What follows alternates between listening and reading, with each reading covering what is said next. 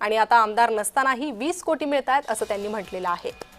आणि या संदर्भात प्रतिक्रिया देण्यासाठी ठाकरे गटाचे प्रवक्ता शरद कोळी हे देखील आपल्यासोबत जोडले गेले आहे।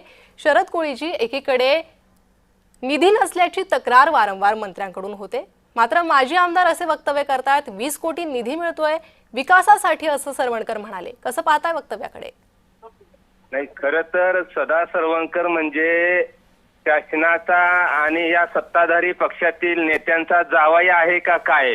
जर मंत्र्यांना आमदारांना निधी मिळत नाही, 20 कोटी जर ह्यांना निधी मिळत असेल तर नक्कीच ह्याच्या पाठीमागे काय तर गोड बंगाल आहे।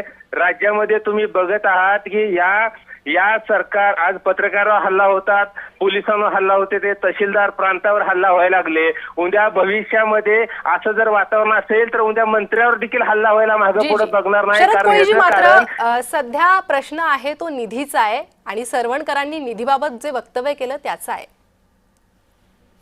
नाही, तेच सांगतो, जर सरवणकर साहेबांना जर 20 कोटी निधी दिला असेल तर ती काय राज्यकर्त्यांचे जावई आहेत का? त्यांना कसा काय एवढा निधी मिळाला?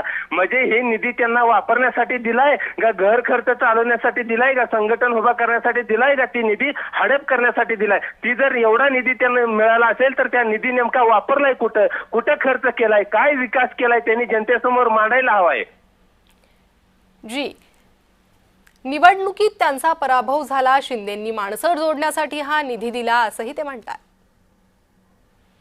शिंदे साहेबांनी निधी नेमका दिलाय कुठला? खिशातला दिलाय का शासनाचा दिलाय? आणि निधी माणसं जोडायला दिला तर मग निवडून कशी काय आले नाही ते? याचा अर्थ ह्यांनी निधी जर दिला असेल तर ही निधी सगळा हडप केलेला आहे, ही निधी सगळा ह्यांच्या तिजोरीत ठेवलेला आहे, ही निधी त्यांनी कुठल्याही जनतेच्या विकासासाठी लावलेला नाही।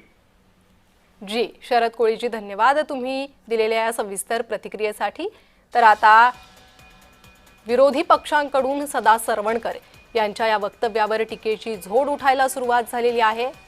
वादाची चिन्ह सदा सरवणकरांच्या या वक्तव्यामुळे दिसू लागलेली आहे आणि महायुतीला अडचणीत आणणारं वक्तव्य सदा सरवणकर यांनी केलेलं आहे।